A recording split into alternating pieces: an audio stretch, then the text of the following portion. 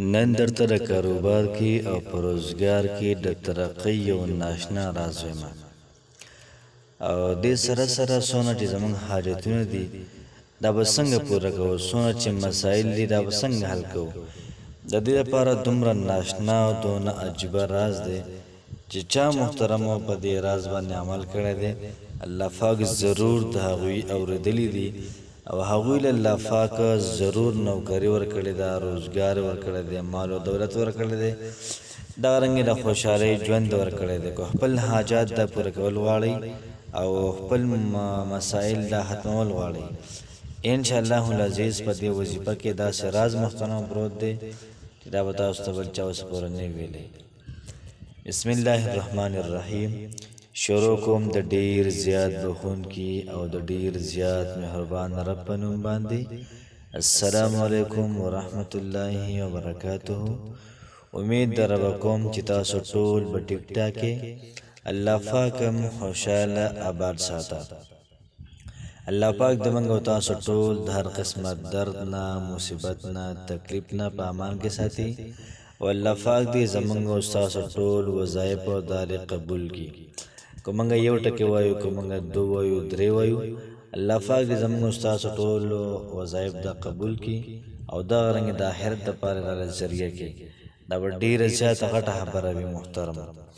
نن چې کومه زموږ وظیفه را نو دا وظیفه را د روزګار حوالې سره، دغه رنګې د وظیفه را د کاروبار حوالې سره، چا د کله پیسو کمی وي انشاءالله العزیز مکمل یقین سره دا وظیفه وکړئ.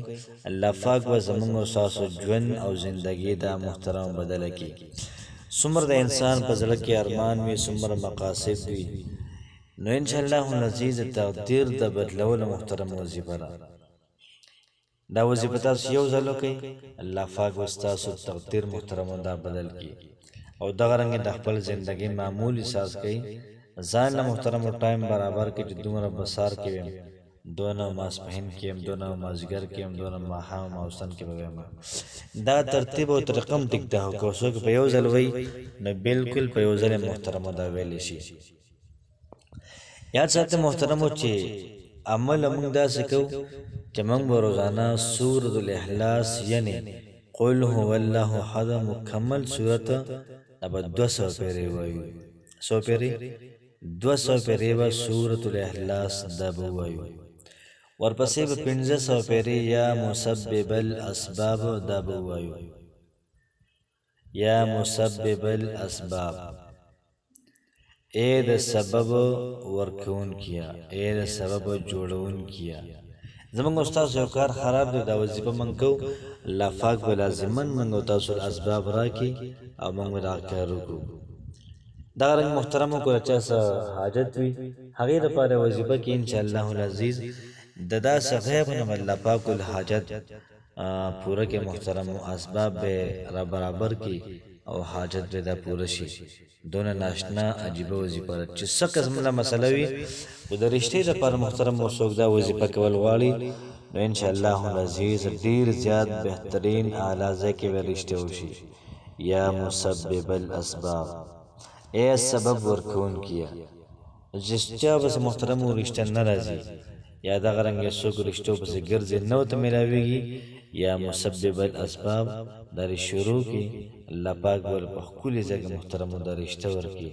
نوکری د پر الله پاک ول خپل ځای محترم دا نوکری ورکي. دا عزت او شهرت د پر کو سړی کې الله پاک ول خپل مزیدار اعلی عزت ورکي، شهرت ورکي. دا شهرت چې پاک محترم او ذلت دا باندې چې کله موږ دا وظیفه کړو بیا بس کو مخکې روسه به د هغې نه یول سپیرې درود پاک وایو او سورة الاخلاص به 200 پیرې او دغه رنګې یا مسبب الاسباب به 1500 پیرې. بیا به وګورو چې کوم پیغمبران مالدار حضرت سلیمان علیه السلام، حضرت داود علیه السلام، حضرت یوسف علیه السلام، حضرت ابراهیم علیه السلام، حضرت موسی علیه السلام. دغه رنګه څونه پیغمبران محترم دا مالدارو د هغوی روحونو ته به دا وبخو چې الله پاکه د دې ثواب دغه پیغمبرانو روحونو ته دا موږ بخو.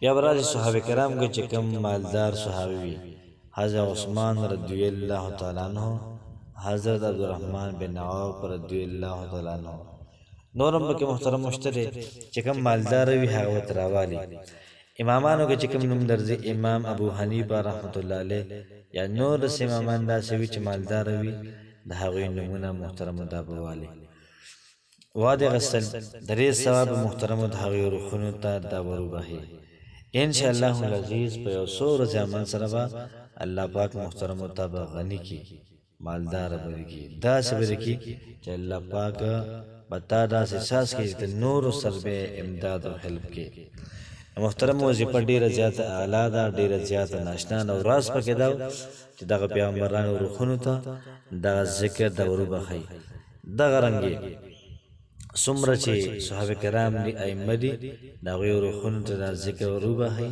ان شاء الله العزیز محترم الله پاک و زمونږ استاد دعا لازمن قبلی الله پاک و زمونږ استاد حاجتونه لازمن محترم دا قبلی سونه چې مسائل دي دا الله پاک ختم کی الله پاک مو خوشاله آباد ساته السلام علیکم ورحمت الله وبرکاته